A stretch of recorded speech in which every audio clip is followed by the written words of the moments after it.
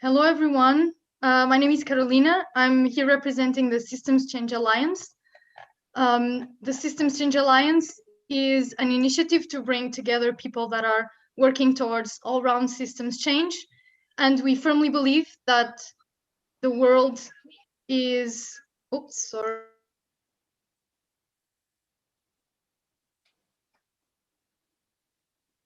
sorry, a little technical difficulty. As I was saying, we believe firmly at the Systems Change Alliance that change is already happening in a lot of places around the world.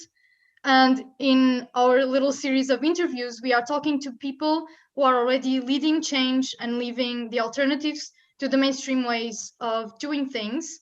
And today we are welcoming three wonderful people. We have Sheryl Morris, Stephanie Nestlerode, and Vanessa Aires. They are all working in the fields of holistic and alternative education.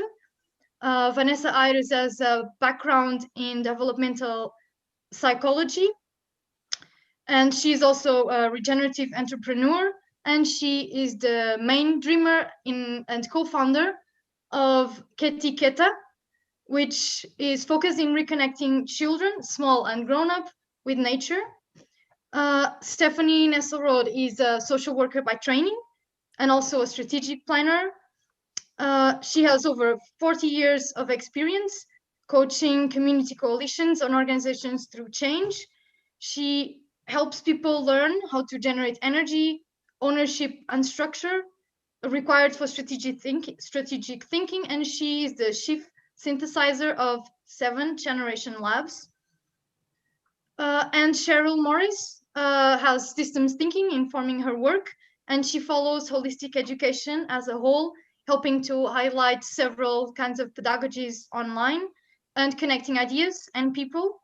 She is living self-directed learning, and she is very passionate about holding space for people of color representing holistic education and bringing their voices to the picture. So welcome, everyone. Thank you so much for accepting our invitation to be here. I would like to kickstart this discussion by asking you, what is holistic education to you? Like, why were you drawn to this mission, and how does it relate to your work?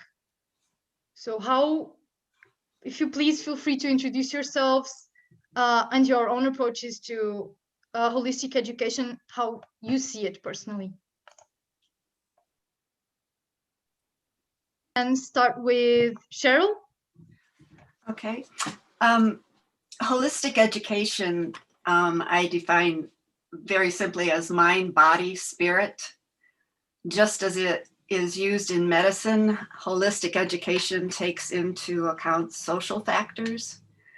Another addition to the definition is a respectful regard for the child and the human potential within, and little to no competition.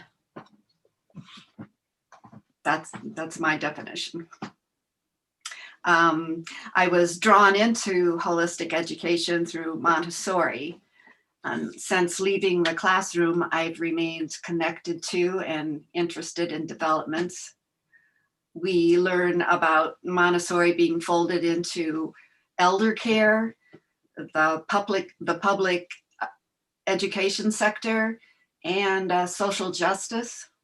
My focus has since expanded, and the internet has been a key source for me to relate to other educators, borrow from their libraries, listen to their podcasts.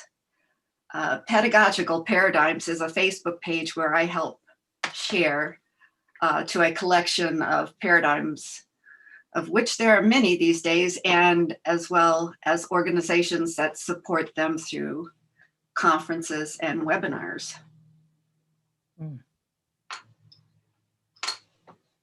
Thank you. Maybe Stephanie, would you like to go next? Sure, I'd love to.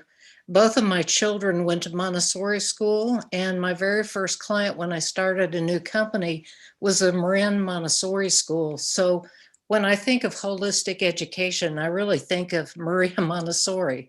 So rather than starting with things that she thought would be great, she had the inquiry of how do children learn?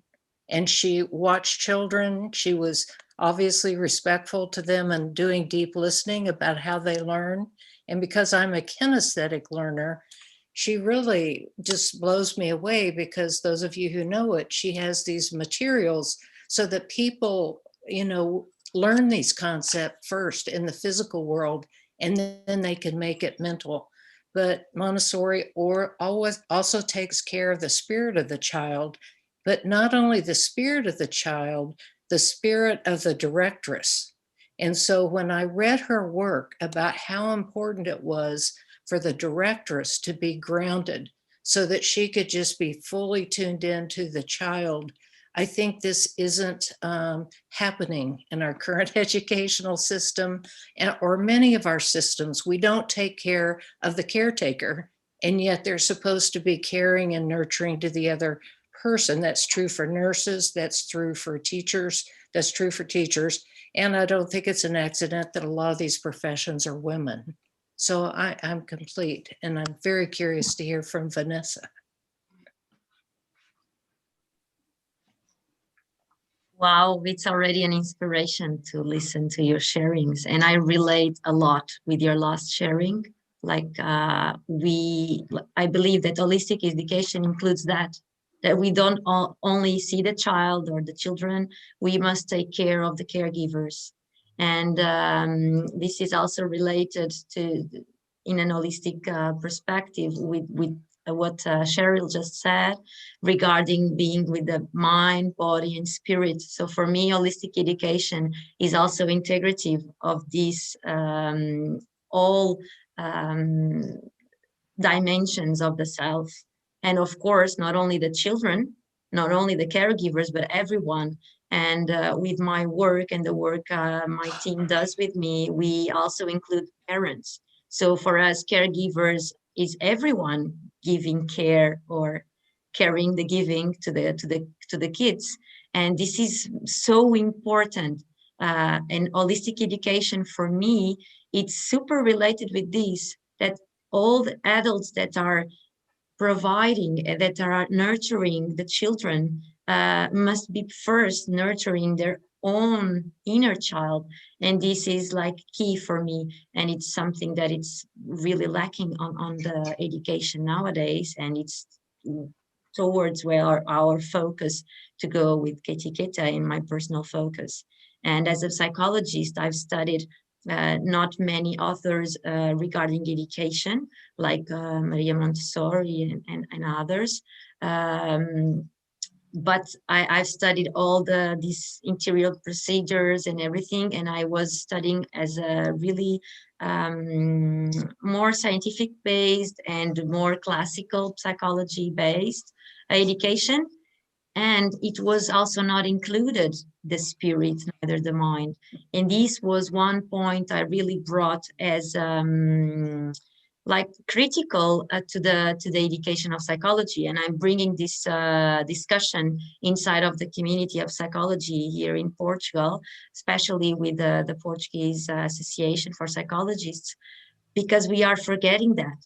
And we are whole beings. We are not just a body or a talk. We have that dimension that is not palpable or not mensurable. So yeah, I totally agree. Well, you are all bringing very valuable perspectives to this conversation. I would like to, kickstart the questions part of this with a question around patterns or values that you see in education, like the mainstream education, and what would you like to replace it with? Or you may already be replacing it with, since you are working and have worked in the field with children and not only children. Just to give a little bit of an example of what I'm asking, a little bit from my background in permaculture, we tend to look at the patterns before we look at the details. And one pattern that is very visible, for example, is parallel lines. you are in education, you begin in one point and you are supposed to go directly to the other. Children are always facing in the same direction instead of facing each other. So I see an absence of circles which are far more inclusive. So I would like to hear what kind of other patterns or values you see that you would like to change.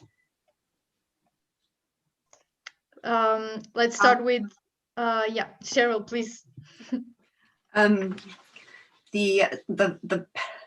Some patterns that I see are summed up in one word: rigidity. There seems to be a lot of teaching to a set curriculum, and there's an overemphasis on one or two subjects. There's way too much testing, and there is a lot of drilling and killing, and that's not learning. What would I like to see it replaced with is free inquiry within a new culture, a culture of learning. And I'm going to read from a new favorite book of mine. Each community should organize a totally individualized, far-flung learning network, giving all people of all ages access to any learning resource at any time. Nothing is required, but everything is made available.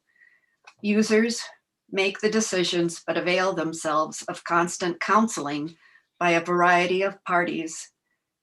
The very concept of schools, classes, courses, exams, and curriculum is superseded. Subjects and methods are reorganized around individual learners, forging their personal curricula in interaction with others doing the same across the whole spectrum of learning sites, situations, and technologies. This is what I am calling the Universal Schoolhouse. That's from James Moffat, his book, The Universal Schoolhouse. And I'm complete on that point. Okay, thank you. How about you, Stephanie? I support everything she's saying. And, you know, especially what you brought up too, in terms of the circle. Life is shaped in circles, not in straight lines. And I do in the past a lot of organizational consulting, as I mentioned, and there's always this focus primarily on efficiency, not even effectiveness. They're even out of balance. And if we're not dealing with the whole of a child, we aren't being effective. And I feel like the focus is on efficiency, whether or not we're doing the right thing or not. Even Dr. Deming said, you need to be doing the right thing at the right time with the right people for the right reason. And he was, you know, a statistician, but he understood. And even Dr. Deming, who's known for statistical process control, said ultimately, all the data known and worth knowing are actually unknowable, right? The data you'd want to have, you're never going to have because you're into the mystery. And so I think that until we say it's an interactive process, because if I had my preference for a school, it'd be totally focused on each child understanding what they had passion for and what their unique contribution would be, and their entire program would be focused on that and focused on learning. And in Indigenous, the Iroquois, at age 3, they gave each child a learning name. They witnessed how they learn, and then they gave them a learning name that reflected that, so people knew how to share with them. And there was also an expectation to serve the community, just like they do in Montessori school. And by age 7, children got a learning name. So once again, all of their education was focused on what they planned to contribute to the community.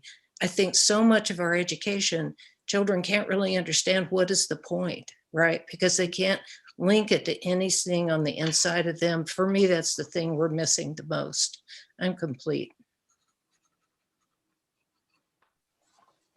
I resonate a lot with both sharings and also yours, Carolina, because actually my work is super based on permaculture principles, and we are trying to adapt or integrate permaculture ethics and principles into designing education, into pedagogic application on the practical level on a daily basis.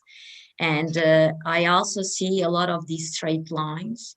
And maybe what is happening nowadays in education, at least the one I'm knowledge with, which is Portugal, Italy, and Nepal, it's a lot these straight lines and the lack of looking to the children or to the systems on the perspective of from pattern to detail and detail to pattern, and really being fluid.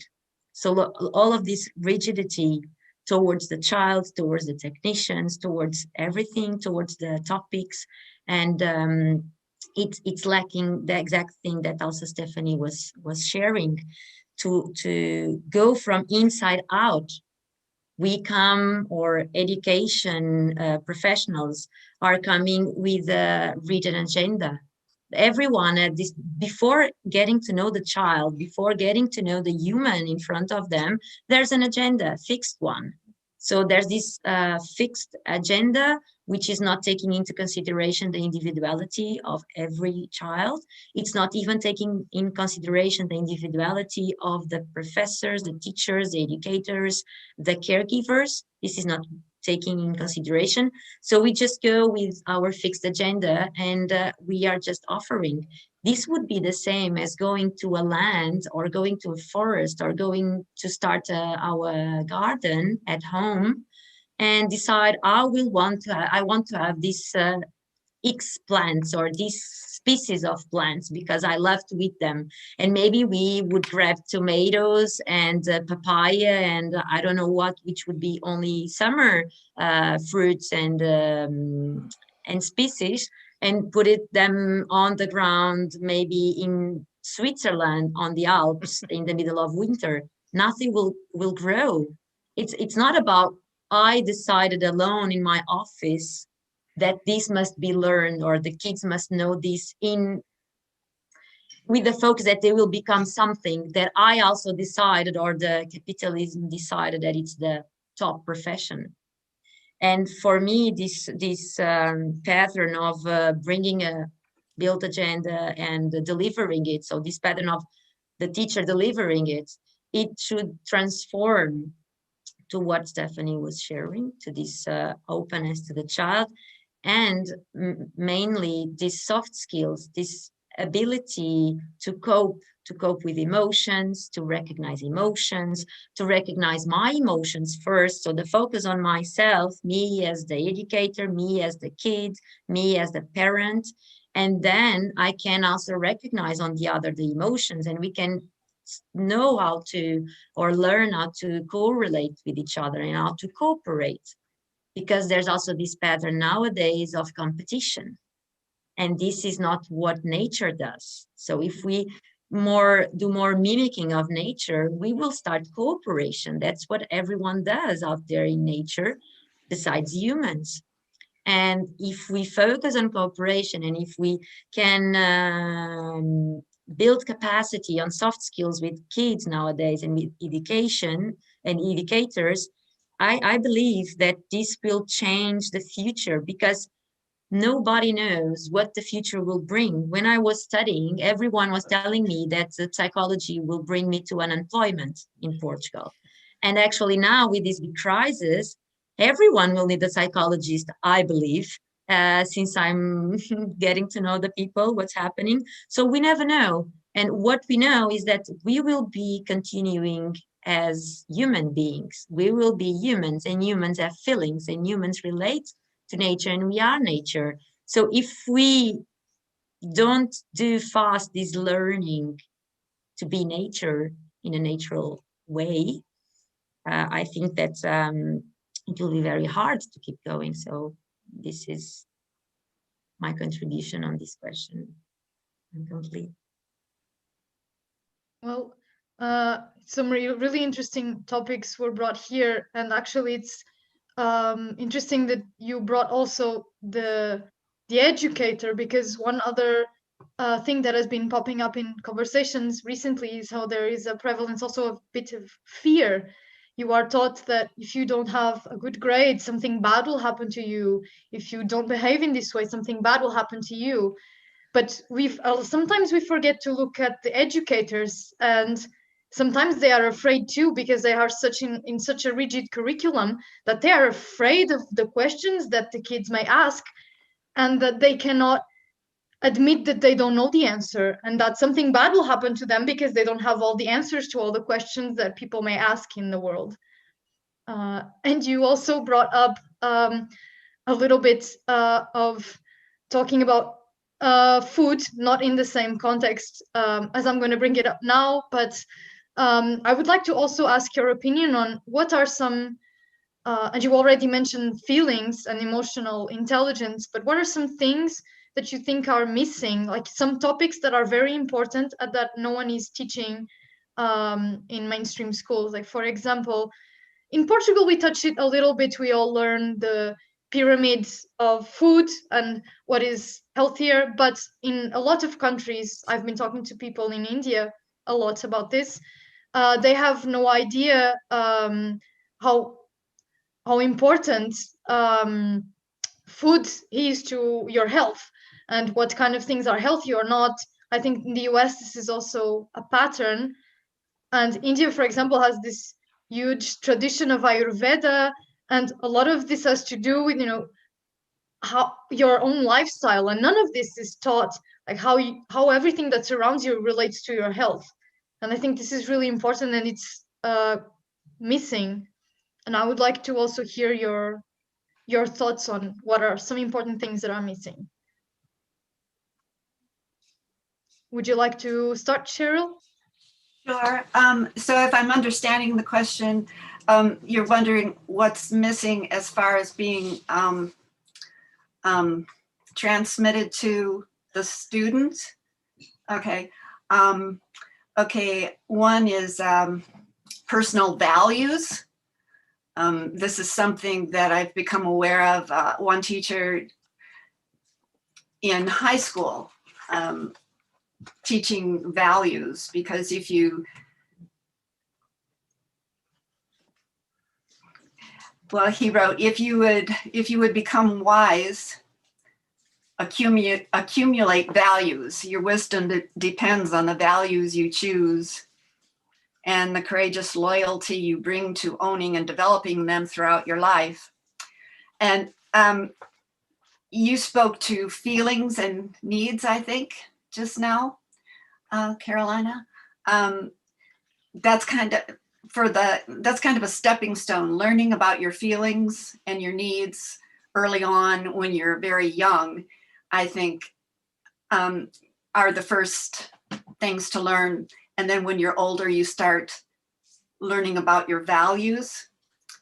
Other things that I don't think are taught enough are democratic communication and conflict resolution. I know that, Stephanie, you know what, you are familiar with sociocracy, and I'm learning about that. That's being introduced into schools, or schools are using sociocracy. Social justice is a big one, and the intersections. And along with that is true history, because as a personal experience, I learned history. I had a lot of history, state history, US history, world history, but it wasn't true history. I'd come to find out I didn't learn some very important things. Other things that are missing are just more work and play outdoors. And then, since I'm come from a Montessori background, there's that cosmic education and the questions, why am I here? What is my purpose? Begin in elementary school. And kids really liked it. Kids that young really do like to ponder those big questions. And along with big questions comes philosophy. And I'm aware of some educators engaging their children in philosophical questions. And philosophy, the love of wisdom, begins with wonder about the world. It is one of the oldest academic disciplines, but traditionally has not been considered a subject for children. Yet young people ask philosophical questions and are curious about philosophical issues. How do we know things? What is beauty? How are the mind and body connected?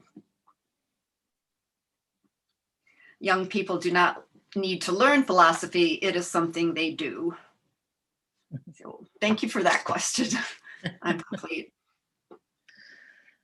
Right. I agree with everything that's been said. And in indigenous traditions that I study, sacred learning is the most sacred activity that they have.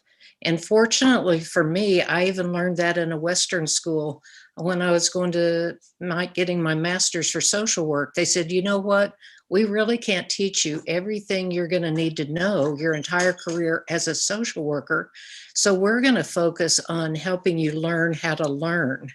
And I mean, I think that as a paramount competency is just huge, because we have to learn our way in the future. If we don't have the skills to change with changing circumstances, it's going to be very difficult. And when natives finally learned something about, they held a question: why is it nature can get along so well and we continue to war with each other? The aha moment they had 800 years ago was, you know what? We need to study nature. Nature seems to have something figured out that we don't. And after years of studying nature, they came up with what they called universal laws and principles about humility and equitable exchange. And it allowed the Iroquois Confederacy to quit warring that they had been doing forever. So, I mean, all of those things, you know, we at one point are not being human enough. We've taken the human being out of the equation, but on the flip side, we're too human-centric. We don't consider the rights of nature. And in Native wisdoms, Mother Earth had rights herself, and so did all the women, and so did all the children. So in our history, we have learned this, but forgotten it. And the last thing I would say is the odds of being born a human being are very small. And from an indigenous perspective, that means we have special rights and responsibilities. And what that means is a responsibility for learning, a responsibility for staying in balance with ourselves, others, and nature. But we also have rights from the community, and that includes the right to be ourselves. So there's a lot of ancient wisdom that simply needs to be brought forward to help us create a new story. And it will be a new story because our environment's very different than their environment was. But these universal laws and principles of what promotes peaceful coexistence really haven't changed, you know, in thousands of years. So we need to focus on the practical. I'm complete. Aho. I relate a lot with indigenous wisdom, with nature. I've discovered for the last years the way of the council. I've practiced that. And also sociocracy. We try to slowly bring it to the children and to the families. And regarding philosophy, I agree. And it brings to me a piece of book I'm reading now from Krishnamurti, and it's a great also inspiration for me regarding the inclusion of the community. And the related to what we were speaking in the beginning, bringing more this relation between hands and hearts and minds and being practical. It's missing this to being practical, to engage with nature, to get muddy, to get dirty. I love the word we created as humans, that a kid on mud is a dirty kid. And I'm being ironic, of course. And we need, I believe that it's missing this, to dive into nature, to stare, just sit on a cliff, on a garden, just stare at nature, trying to make the bonding. And of course, it's very difficult for grown-up human beings. But that's why education is fundamental to keep this connection alive. Because as human beings, as being nature ourselves, we are born connected. We are born bonded. What the education system is doing nowadays, at the majority of the educational system, is to cut off this connection. And then we go to cut trees to make the books where we draw and print the trees to teach the kids about the trees, instead of just going outdoors and show the tree and hug the tree and try the tree. And for me, it's missing a lot nature. It's missing to bring humans back to their natural habitat. I was reading this from the book Clarissa Estes on the Women Who Run with the Wolves. It's also a great reference for me, and I believe that storytelling is missing in education. Not Disney storytelling, some also maybe, but well facilitated, or well told the Disney, because we need to, at least in Portugal, I feel this. I was lucky enough to be raised very close by to my grandmother, my mother's mother. And this is also fundamental. Grandmothers, grandfathers, together, generation merge, kids with ancestors. So all of this knowledge from the ancient tribes also connect to the circle, the form of the circle, to sit in circle, to have the center, to honor the center. And what's been happening here, when you invited us to start sharing, I was shut up and waiting for the elders to share first. Also this, that we need to first start to listen to the elders. They are here longer. So for me, essential is to get back to nature, get in, dive in, get muddy, get wet, get rain on you. Then you just stare, try and connect. Practice the first principle in permaculture, observe. And it should be 1 year. So how can we just start, go to a classroom or to a kindergarten and start playing with the kids if we don't know them? We need to do that you are already sharing. We need to get to know, who is this child? Who are you? Can I know you? So, and then after, when I learn, how do you learn? If you are kinesthetic, if you are numeric, whatever you are, and what is your story? What is your context? Who are your father, your mother? So I can understand, how do you relate with the world? Because the children has already a story since they were inside of the womb of the mom. So getting this connection, observe, and mimicking nature most of all. So, and I think doing that, we will get there slowly. I'm complete. What wonderful sharings from everyone. I'm completely on board with everything that has been said here. Yes, we definitely need to take a closer look at these things. I also wanted to ask you, because we've been talking about what is missing and what are some of the alternatives as you are applying them, but what are the challenges as well? So you are educators, you are living this reality. What challenges do you face? Are people responsive? Do they want to experience this, or is there a resistance? Or do you see that there is, for example, some inequality in access? Some people that may want to access alternative education simply do not have the means to do it. Is there these kinds of issues? What do you think, Sheryl, in your experience? Okay, so I think I've got 2 questions in there to answer. Some of the points that I wanted to make about the challenges that face holistic educators. First and foremost is white supremacy. Finding and inviting the voices we need to listen to and learn from. I don't know if I really need to say more on that. It's top of the list. Other challenges facing holistic educators is that there are disconnects between the various pedagogies, not to mention even those between those within or under the umbrella of one philosophy. And just by that, I mean, sometimes you have this group of Montessorians, and then you have this group of Montessorians, and then you have this group. And then you have people who study and promote Reggio or Agile, or, you know, it's just that disconnect seems to be a real challenge for them. And we've spoken about spirit already.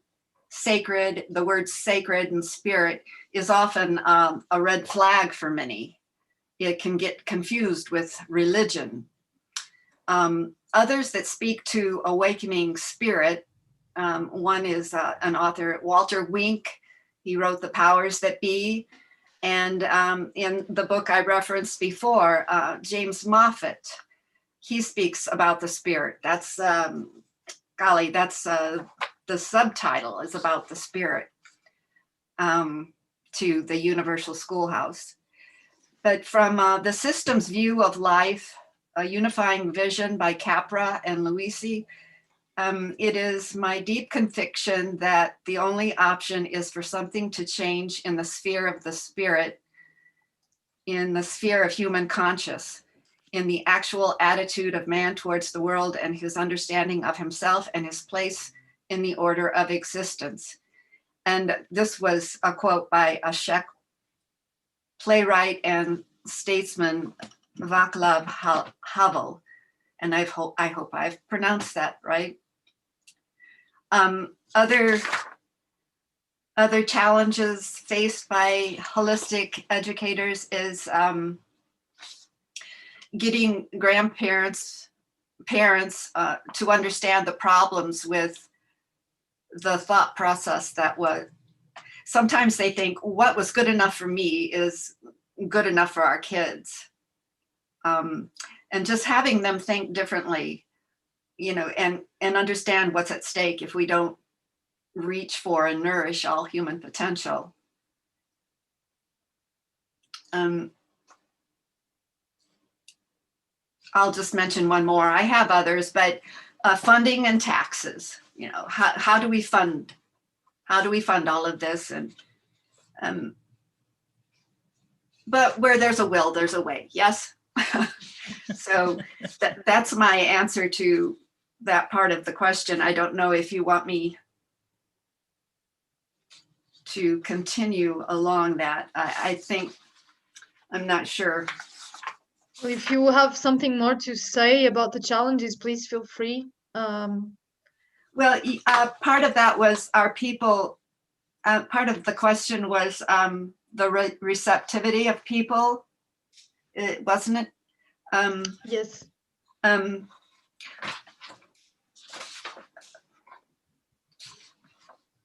Well, sometimes there is a resistance to change and a lack of understanding. I've covered that, I guess.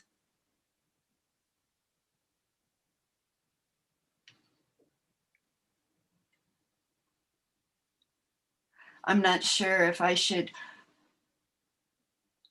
So like, yeah, the receptivity. I can witness, I see the growing interest in alternatives. It can sometimes be hard to pick and choose from, but then there also is use. There are definitely patterns of inequality in access. That's why I feel like it is so important to keep asking the question, whose voice is missing here? Whose voices are missing here? And then I just made note of two women who I want to hear much more from. in particular, one whose name, she has two names. She's Corinne Clark, and she also goes by Nubia Mott. She's a Montessorian who is gifting her lineage, her own studies of education from Africa. And then there is Keela Richards, and she's with the Alliance of Self-Directed Learning.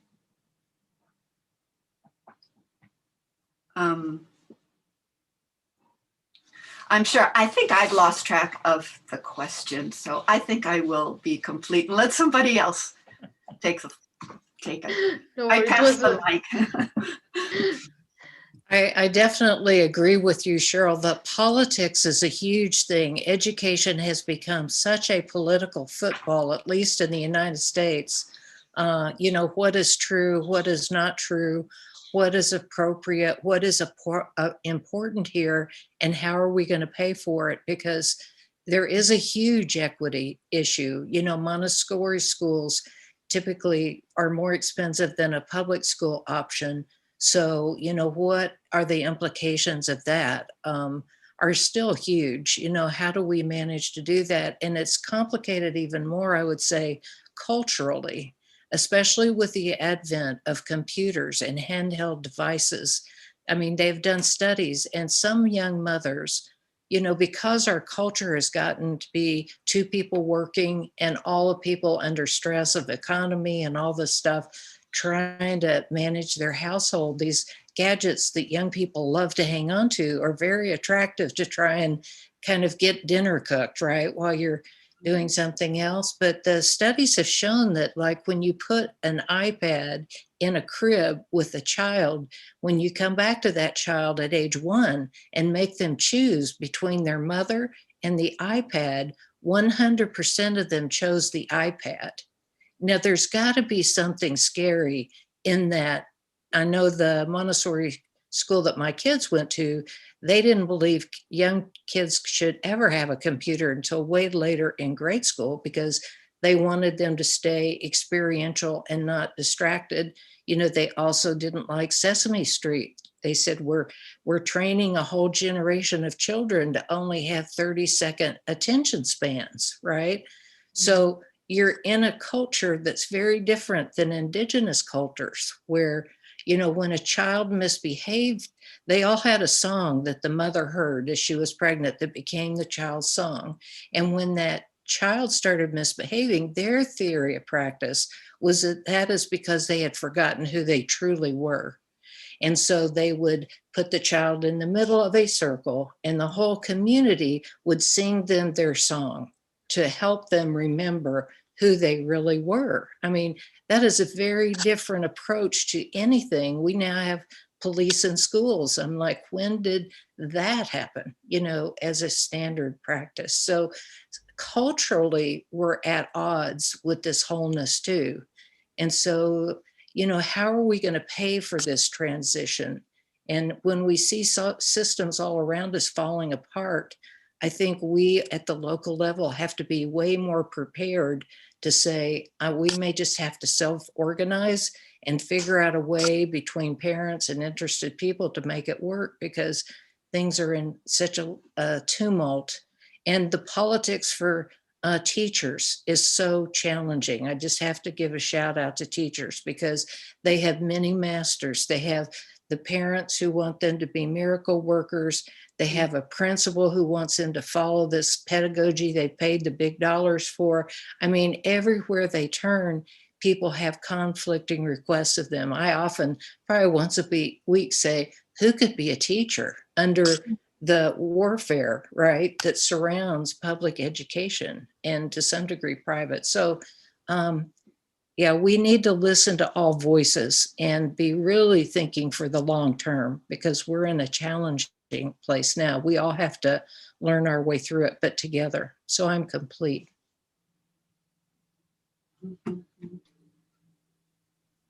I agree, of course, with everything. And educators listen to everybody. Yeah, it's echoing on me. And I share also this challenge regarding politics and the legal frame, Mostly here in Portugal, there's no frame legally to have a project outdoors, for example. There's only the community for Waldorf schools, and this is already okay. You can have a Waldorf school or a Montessori. And again, it's an umbrella, as Sheryl was saying. And then I also face this regarding the community voice, the society voice, that these parents, most of them, or not most of them, but most of the ones that want a different education, that look for alternatives, they do this march against the system because it's one system for every child and we should consider the different childs. But then what they bring, it's a, once again, one only model, one Waldorf, one Montessori, one. So they are preaching the same. They are preaching the same model to everyone again.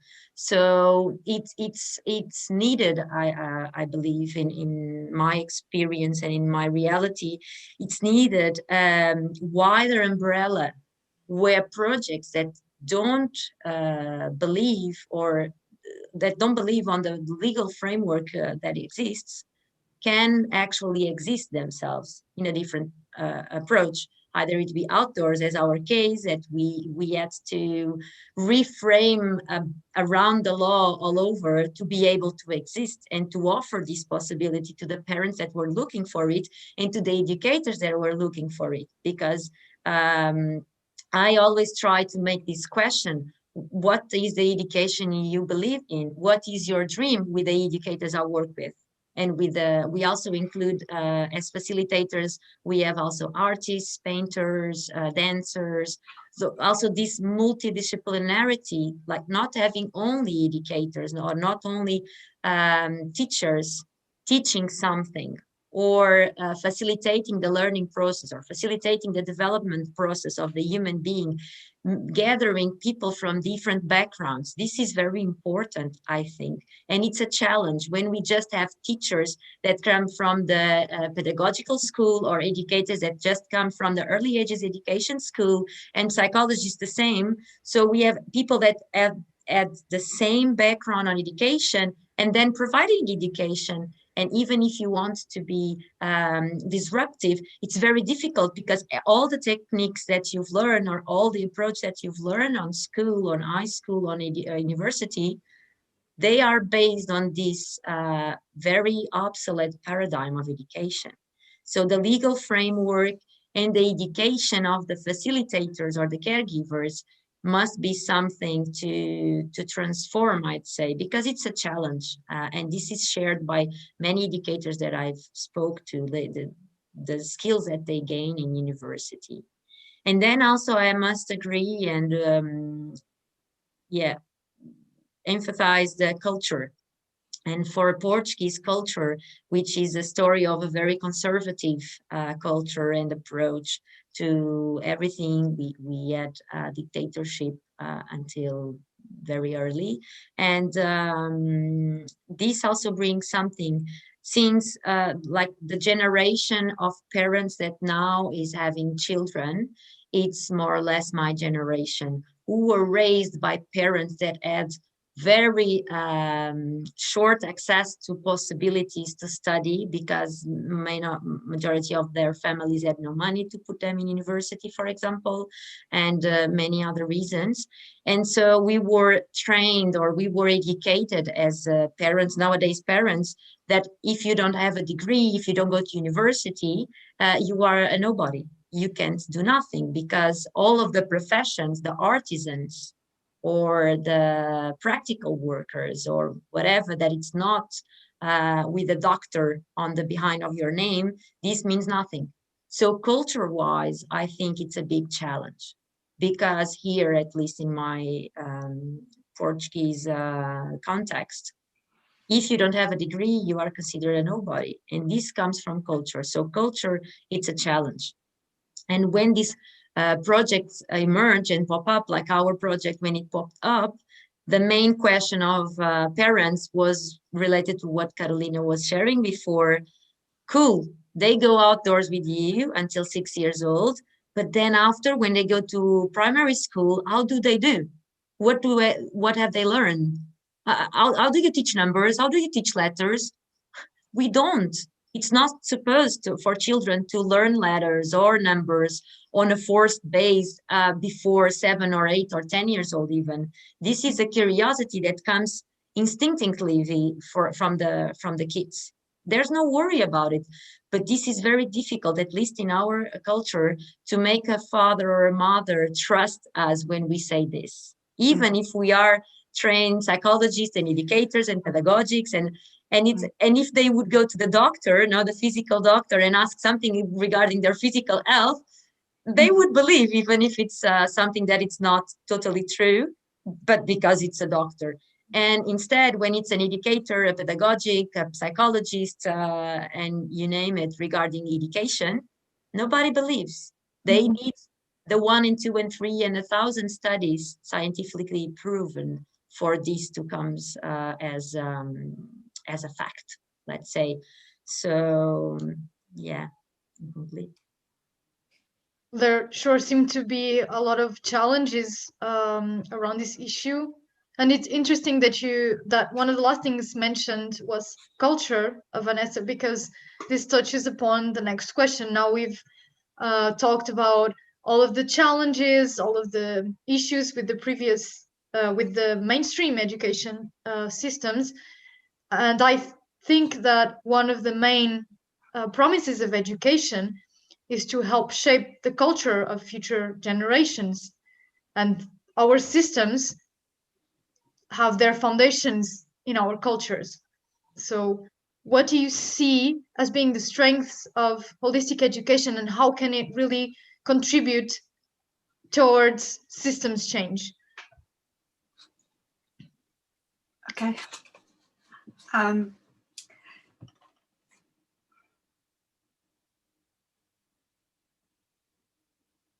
Well, in thinking about this question, I came back to a quote by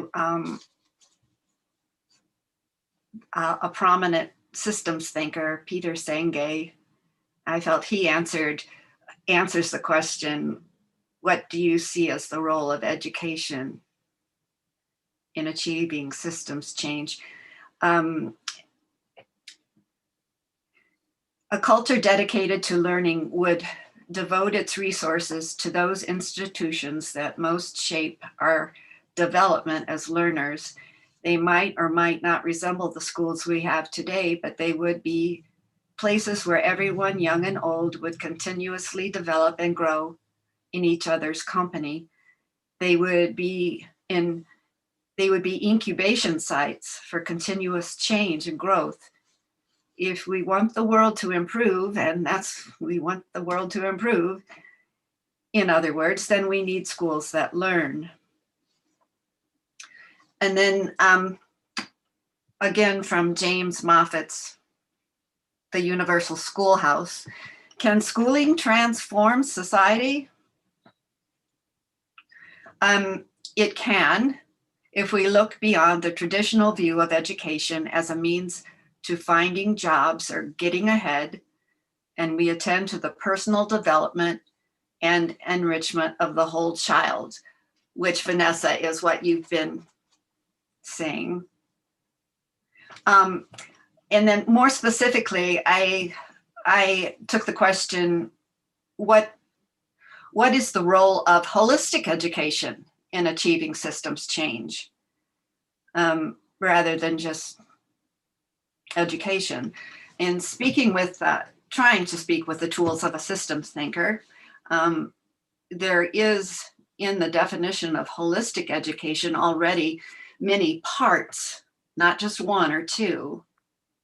We do need to find the ways to build relationships, one philosophy or theory with another. Rather than being disconnected, we need to become interconnected. Rather than working in silos, we need to share and work together for the emergence of something new.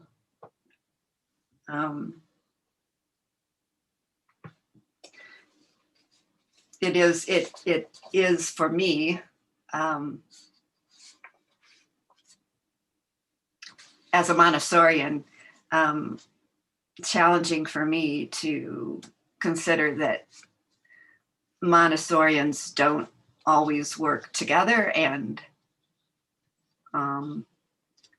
they don't seem, they seem too busy maybe perhaps, or to consider other pedagogies. So I'm complete on that question. Well, there's a indigenous wisdom that says everything that enables disables also, and everything that disables enables also. So while systems thinking enables so many things, at some point it can become disabling because you just get overwhelmed. So at my age, what I've figured out that the only workaround to that is really all I'm responsible for is what I was brought into this world to do. And the mission of Seventh Generation Labs is igniting the ability of individuals, organizations, and communities to both know and bring forward their unique contribution for the common good.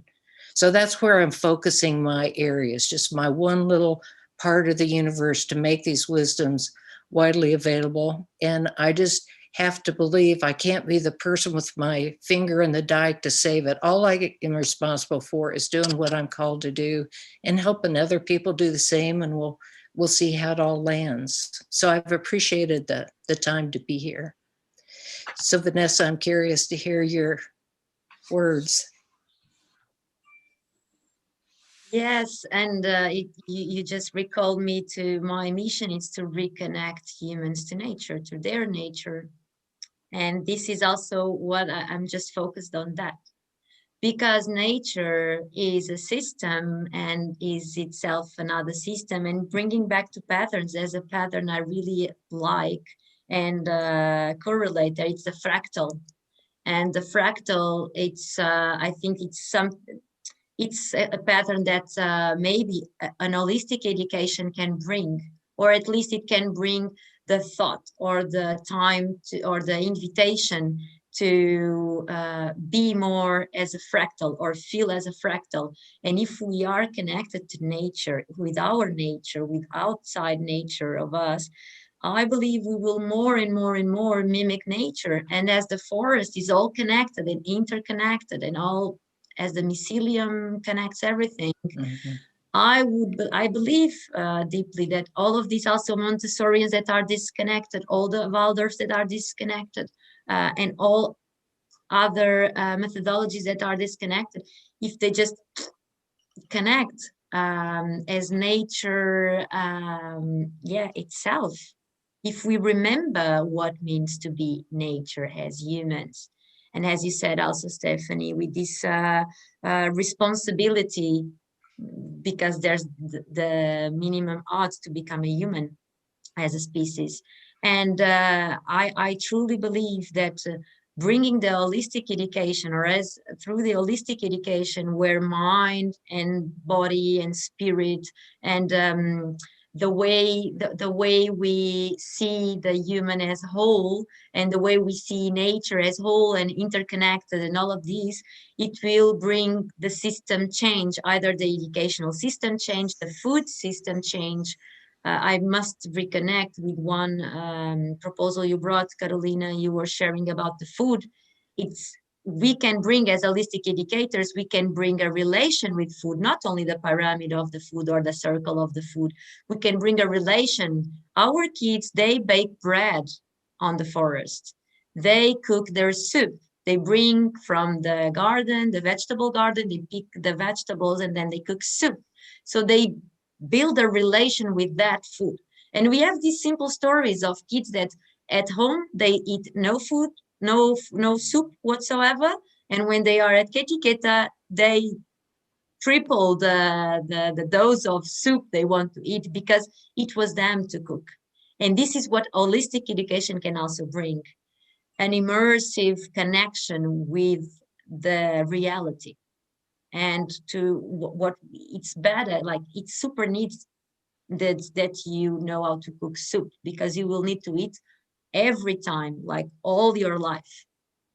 Regarding numbers and letters, I'm not that certain, but for food, there's no question. So holistic education can also bring this. It can bring a way to be and to relate with inner self and outer self and with all the other species on a more broadened way, and can prepare being in education, which means at least if we can impact the first 6 years, 16 years, 18 years of kids, because it's a compulsory in most countries, we will be sure that these new generations that are coming, they have grown having this connection with the whole human experience. And in the future, the systems they will bring and the systems they will build with the laws and all of these challenges we were acknowledging, it will be visible, I believe. Hope so. Well, what amazing, it's been an amazing conversation. You have brought such wisdom from all of your experience into this space. And just to keep with traditions, since you're a little bit short on time, I would like to ask you in one sentence, what is the main change that you think that the world needs? Okay, I'll try. One sentence.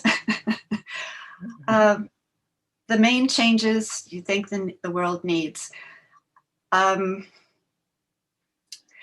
shift in relationships. Humankind to Mother Earth, man to woman, adult to child. Shift in power over to power with.